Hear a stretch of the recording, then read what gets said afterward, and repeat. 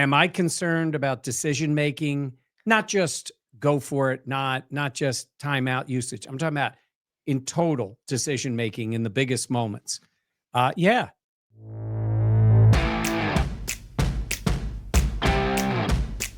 We'll start with this question from Robin. So there's still a damn good defense. I have zero problem with them bringing this guy in. All right, welcome back to the Buffalo Plus channel presented by Connors and Ferris. Mike Catalana, I am Jenna Cottrell. Dan Fates still on Papa duty. Please be sure to like, comment, subscribe, and share. We always appreciate it. This is the latest edition of You Ask, We Answer, presented by Stellar Roofing, Windows, and Siding. We want to thank them. And let's get into these questions, Mike, because I feel like a lot of fans have a lot of thoughts about Sunday's game, the loss out in LA, and what's ahead with this Detroit team. But first, I did want to start with one of the questions that I heard kind of resounding in the comments was, and this is SIY and Love 12. Sean McDermott is a good coach, and I know I'm probably overreacting, but do you think we can win a Super Bowl with him as HC? He just always has his worst moments in the biggest spots, and it costs us games. I think a lot of fans are feeling exactly the same way after Sunday. I say, yes, they can win, and you are not overreacting. This team, this franchise is at the second highest level you can be. They have been a great franchise and been right on the edge. Right? I mean, 3 times the Chiefs have knocked them out. Yeah. The Chiefs are the standard, right? That's who you have to beat. So am I concerned about decision-making? Not just go for it, not just timeout usage. I'm talking about in total decision-making in the biggest moments. Yeah, because the margin of error is so small when you're playing them. Could be some other coaches. It wouldn't be as big a deal. Like, we'll see Sunday. I like Dan Campbell a lot. Yeah. I think he's a little bit of a wild man, but it works for him and his team. I don't think he's as buttoned up as the Chiefs, who pretty much seem to make the right move. But yeah, you have a reason to be concerned about it because they have been that close. Mm-hmm. And Sunday was a good example. Yeah. And I thought that was, Jenna, one of the easier decisions to make. You're talking about the timeout. Yes. Okay. I just wanted to clarify for people. Yes, because it wasn't in a scramble situation. I mean, they had gotten 2 penalties. The clock stopped. I said on Sunday it was a gift from the gods that you had no timeouts taken so far. Yeah. And you're on the 1-yard line, 1st and goal. Listen, if it's 3rd or 4th, like, you got to get in. And I know, and then wait for the next 1st down. You could quick plays. And to not protect those 3 timeouts with any way you could, I thought was a major flaw. And like I said, not in the heat of the moment. So yeah, first of all, he's a very good coach. His team follows him everywhere. Josh Allen has a ton of respect for him. So yes, they can win a Super Bowl, but there's a reason to be worried. I think we talk so much about how culture is so important, and it is really hard to be a head coach in this league and have sustained success. Like, that is a benchmark that this Bills franchise has accomplished under Sean McDermott. But I do understand the hesitation from fans of saying, like, we've gotten to this level and there's just this notch above, and how do we get there? And so I definitely understand why fans are like, this was another close game, felt playoff-like. Yep. The Bills stormed back, and yet the Bills still found a way to lose this one, because of some of the decision making. So I think it does kind of shake my confidence a little bit, like, if I'm being honest, because this is another example, and we've obviously had examples in the past. And for something with like calling the timeout that seemed so apparent in my eyes, that why isn't that registering with a head coach and an offensive coordinator and Josh Allen? Like, look, I'm not going to sit here and say, like, I grind out tape every week in and out. Like, but to me on the sidelines being like, oh, why would you do that? Because you got to call the timeout, and you're doing the mental math in your head about what that means. And it's just, I guess that to me is surprising. And for this franchise, I think Sean McDermott is an absolute amazing leader of this team. And you've seen all the success that has come from that. But to sit here and blindly say, yes, I know he can do it. Like, I believe he can do it. I think he is the guy to get the job done, but there are reservations after games like this because of the results. So we're Yeah. going to be Sean McDermott-esque. We're going to just focus on the process, not the results. And we'll see if that maybe will help McDermott in the long run. I will say that if you look around, that Kyle Shanahan has gotten to a Super Bowl, 2 of them, Yeah. and he makes big decisions that seem to go wrong. He's Mhm. on the offensive side, brilliant play caller. Yeah. Um, you know, when you think about look at Dan Campbell last year. He Yeah. made a few decisions that did not go that way. The man had to move because the Lions fans, think about what he's done for that franchise. Not Yeah. all Lions fans, but some Lions fans Yeah. were like, all over him, where he moved houses because people found out his address. I mean, your decisions in the biggest moments mean a lot. I will say this. I have said to you, I never consider myself a football expert, right?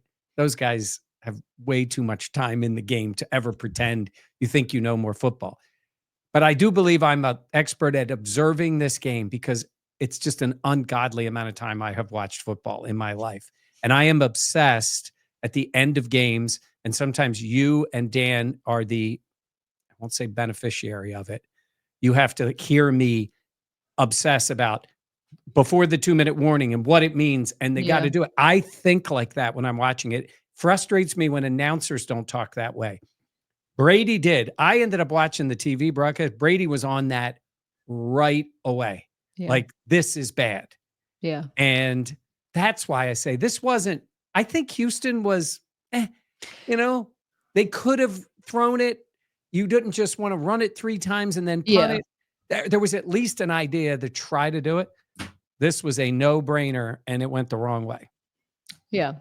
And like we talked about earlier, we understand why some Bills fans have questions. This is Yep. obviously a results-based business, and there's always going to be learning lessons in this one. It just feels like McDermott's are always like glaring. But I do think that he will make adjustments, and maybe that's me just being naive, but he seems self-aware enough to understand that, in my opinion. So, Yeah. all right. So, excuse me. This is a question also kind of reflected by a lot of people, but this one's from Jessica Alba, 8335. When the team that scores 6 touchdowns with 0 turnovers and are 250-0, which is a ridiculous number, and you still manage to lose, the defense is in worse shape than anyone wants to admit. What do you think? I think they had a horrible day. I think they had. I think if you look back a couple of weeks ago, First of all, was that an they did understatement? have a horrible day.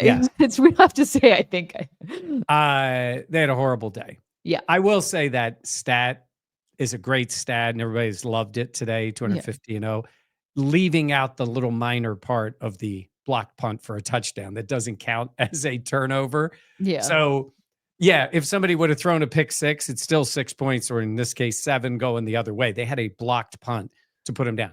Mhm. That doesn't make an excuse for all the other mess. Yeah. This defense rarely gets run over. Unfortunately for the Bills, it did happen against 2 playoff teams. I didn't think Houston as much because even though Collins went out, they played much better in the second half. Yeah. They got run over in Baltimore, and they got just thrown over in this one.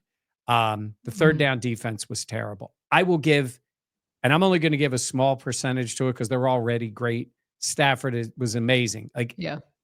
I've referenced my brother Dave and my nephew Garrett, huge Rams fans. My brother loves the Rams, watches them. Like, he'll watch the game twice. Like, he loves it. He's retired now. He can get away with it. Anyhow, he said, I've never seen Stafford play that well, as good as he is. He was incredible. So I'll give the extra 20-some% of it just because he's really good, and he was crazy good. That pass defense was not good. That pass rush was bad. It was ineffective. And the run defense wasn't good to begin with. Yeah. The third down defense was almost absurd how many times they converted. Yeah. So I'm going to chalk it up to there are issues, but they ain't that bad. They ain't as bad as they were Sunday. Because if they were that bad, then just lock They would up get the torched clubhouse every now. week. Yeah, because they're not going to be able to beat anybody. Yeah, I agree. This is from Alex Uhl.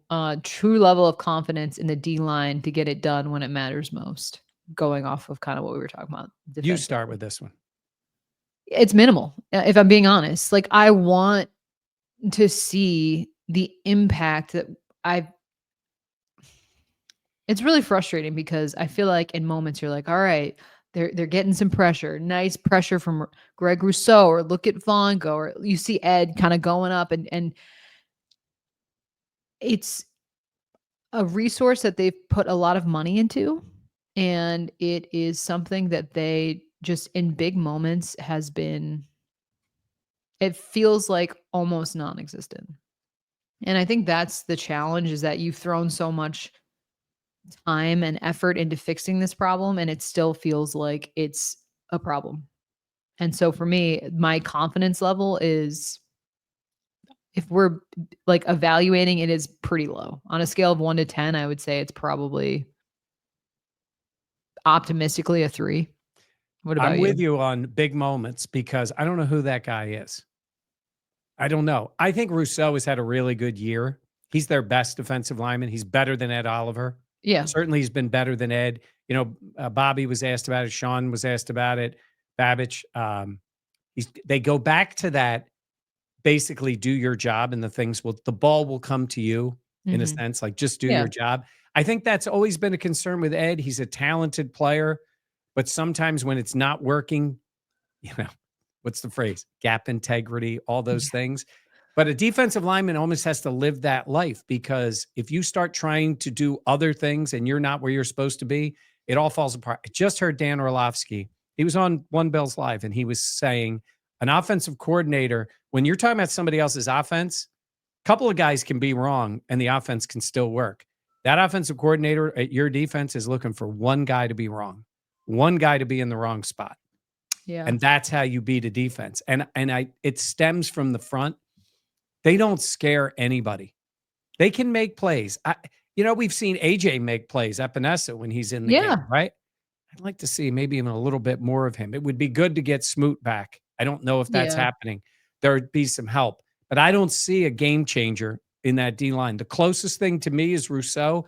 And you got to say, those big moments, like Yeah. chasing down Mahomes in a playoff game, could be chasing down Russell Wilson or Lamar. Yeah. Like, I'm with you in a big moment. I'm with you.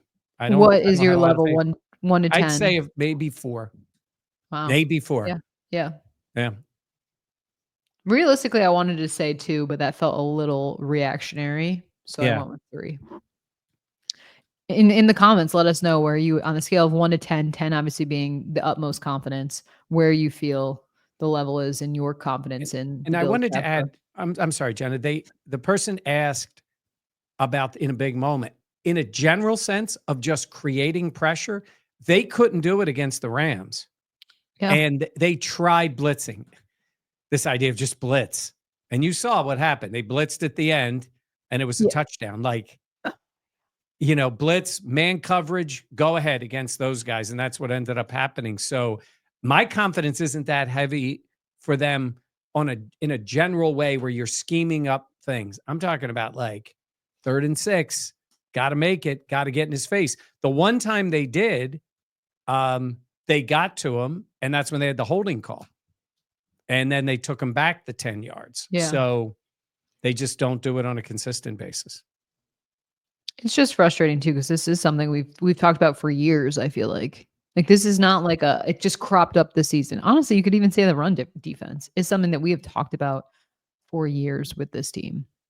Next question comes from Roland Diosis 6987. This will sound weird, but would Dory of Williams have played better than Milano this last game, with the continuity seemingly being off? That is an interesting note. I tried to watch Matt Milano as much as I could. I think as the game went on, he started to be more impactful in their run game, but they were torturing so badly in the pass game. And I don't know if it's drops. I'm going to not pretend to think I know, but Jenna, I was watching on one play and it appeared to me that Milano's job is to get back and drop in coverage quickly. Not necessarily that you are covering that player, but Mhm. you are dropping in the zone where that throw is much more difficult for the quarterback, Yeah. right? That's when Mhm. you see them airmail one a little over the head. Yeah. And I'm looking, I'm going, and when I'm watching the game from upstairs, you're almost watching a version of an all 22 because you can see everybody. Yeah. And I'm watching Milano and I see him, he doesn't get back fast enough. Now that's anecdotal, that's on a play, but I'm wondering if he's not having that impact that we have gotten used to him having, whether that's instinctually because he hasn't played that much football. Maybe they were anticipating the ramp up a little bit more. I just, I think they missed Dorian Williams' athleticism on the field. And I would use him in the pass rush too. I would Yeah. get him on the field and send him after the quarterback. But I think there is at least right now through 2 games to say Milano has not been an addition to the defense. He's just been there. I agree. I think when we talk about ramping up, I think we forget what that entails. And I think that it's only natural to assume that a player that has been out for as long as he has to have some rust.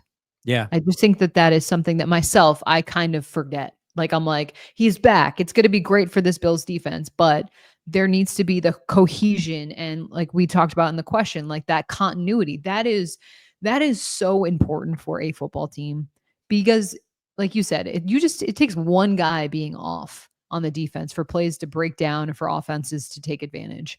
And so when you have a guy that even hesitates, that can be really disruptive and be a huge weakness for a team. So Yeah. I think that this is kind of expected if we took off the rose colored glasses that Milano would not look as sharp. Now, how long will it take him to get back? That is a huge question. Will he get back to that level of play that we all expect coming into this? That is another question on top of that. But I think that this is a piece of when we talk about a player coming back. And it's unfortunate, but it is just the general reality of being out for as long as this guy was. So my hope is that he can ramp up and play the way we all know he can. But I agree with you. I think it's smart to get Dorian Williams on the field as well. I mean, we even talked about a couple weeks ago how surprised we were how many snaps Milano was out there. I think he was out for Yeah. 70% of them when he first got back against The the Niners Niners. Like, game. Yep. yeah, and so that to me was surprising, but I think Dorian Williams gives you that physicality and some of those hard hitting things that you're not getting right now with Milano. So it makes sense in my eyes to have it be like you get Dorian out there when you can, but you also give an opportunity to Milano to get his feet wet as well. And I think that can exist within this defense. And it may just end up being in hindsight, you go, he needed this. And they were taking their lumps a little bit, getting Yeah. him back because, you know, the reality is these are 2 good teams are playing, 2 very good offenses with the Rams and now with the Lions at this point, and the Niners before that, though it was a little different game in the snow. Um, if he does ramp up, if he does get too close to what he was, Yeah. it's in part because he was out there, maybe not at his best. Because I think about that with Micah Hyde. If he, and I don't know if anybody had asked the question, but to get Micah on the field, maybe it's a little different all the way back in the defense, just the Yeah. job itself. But he's going to need time too. He ain't going to walk out there like Micah Hyde. He hasn't played football all year. So Yeah. I think we got to give Milano a little bit of a break, Mhm. but it's late in the year and the playoffs are coming. So the best guys have to play. Yeah. Meritocracy. No one asked about Hyde, surprisingly. Yeah. Just Somebody oh, I'm sorry. Somebody reached out to me on Twitter and they were like, the Bills defense was bad because Hyde made the trip and he was there. I'm like, no. Like, I don't know if they thought that because Micah's on the practice squad and he's at the game and for some reason that was I don't know if it's like a distraction or something. I'm like, no, it doesn't work that way. Micah, we yeah. got to talk to him on the sidelines. Micah was there just checking it out. He was there with Yeah. everybody else. He wasn't playing and it Yeah. was no issue. They'll Yeah. That's yeah. an interesting Take. Yeah. take. Jordan Smith Q1R says, "Is our special teams coaching the number 2 liability after our run defense?" Hmm.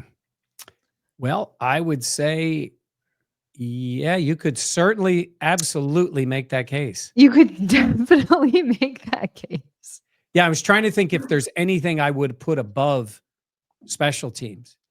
You know what bothers me the most about the 9 players at the end of the game? And I get it. You know, you're down in the field. There is sometimes a lot going on Yeah. during a game, punt team, this change, that change, whatever. It's the end of the game. You kick off. You know the next thing you have is a punt. Like, Yeah. what else do you have for special teams? I guess possibly it could have been some sort of field goal, block defense, but like not really. Like you were Even either then, there would stopping them. be more than 9 players on the field. Well, my point is, what are we doing? What are we doing on the sidelines to not be locked in that this is the next thing? It's not just the next thing, it's the last thing. You're either gonna, well, I guess then you might have a field goal too, depending on the time. That really bothers me because What bugs me is that it was 9. If it was 10, 9. if it was 10, I'd be like, somebody messed up. But 9? Somebody's messed up. That's Yeah. on Smiley. It's on the coach. Yes. That's why I'm saying is that's his one job. Get that group ready. And I know it can be confusing, but it's like, and I'm sure if you look at it, there's a percentage of defensive players staying on the field, but it's like boom, boom, boom, boom, boom. It looks funny. I wasn't looking for it. Oh, and Yeah. by the way, and then tell the guy field the punt. Like Codrington, what are we doing? Like he has to know that going on the field. Unless it booms over your head and it's going in the end zone, Yeah. even that would have ended the game. Yeah. Like their only chance was to try to run it back. So That's why I was far away. I was at the Bills, like waiting to see if the Bills would score. So that would have been the only thing that could have happened. Yeah, that's why I was so far back, because I was like, well, if they have like a walk-off touchdown, I don't want to be on the other side of the field. You were ready for it. I was. And they didn't And I was do it. pissed because then I had to run really far. No, I'm Yeah. kidding. It's not about me. But yes, I think it was incredibly. The 9 just really did not sit well with me. Yeah. And, we get to hear from Bobby Babbage and Joe Brady every week, but we do not hear from Matthew Smiley. Yeah.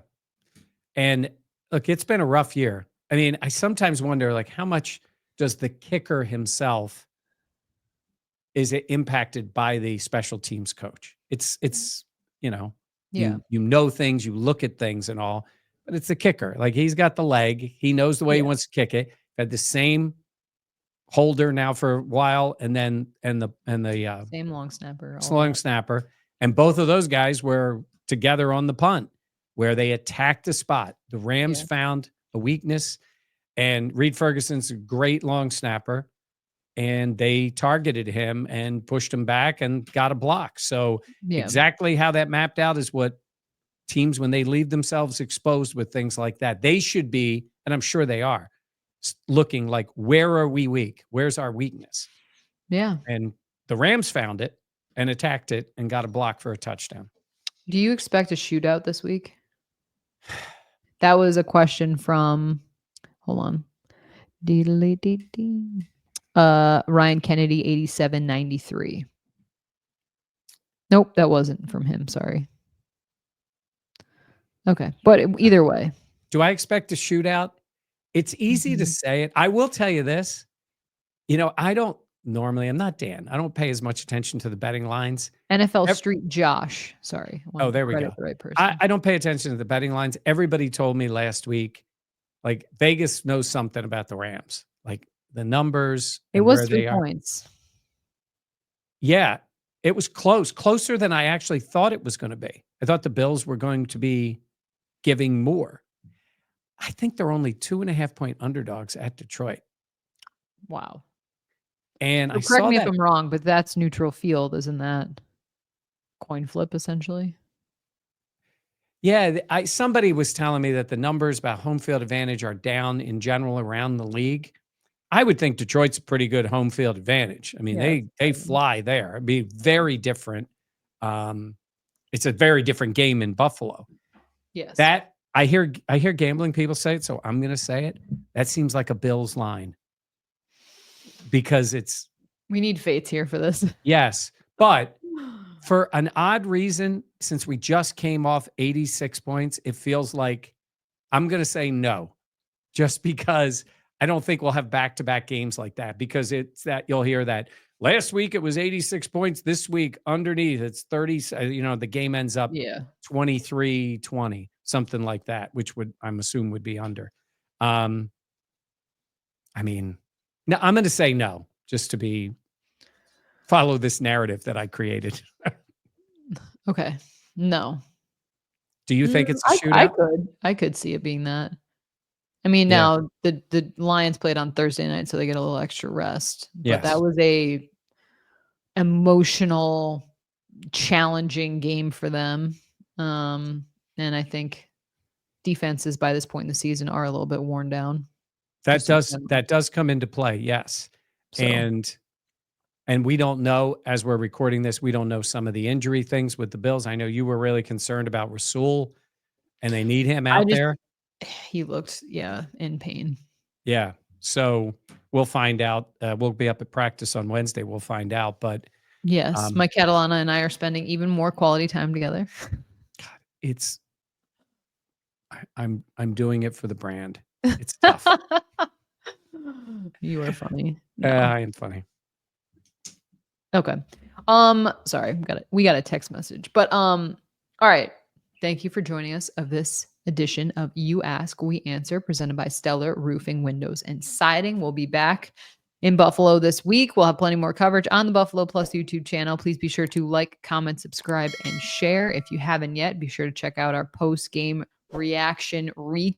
Plus, Dan did his own recap of what he saw from this the Bills loss to I was about to say Chargers, to the Rams. And we'll have plenty more stuff coming up on our channel. Yep, I've got be doing something with Dan Miller, who's on the radio broadcast for the Lions at Fox in Detroit. So he'll give us a rundown on where the Lions are. They had a lot of injuries, seeing who's coming back for them. So look for that later this week. Awesome. All right. Thank you so much. For Mike Catalana, I am Jenna Cottrell. We'll catch you next time here on the Buffalo Plus channel, presented by Connors and Ferris.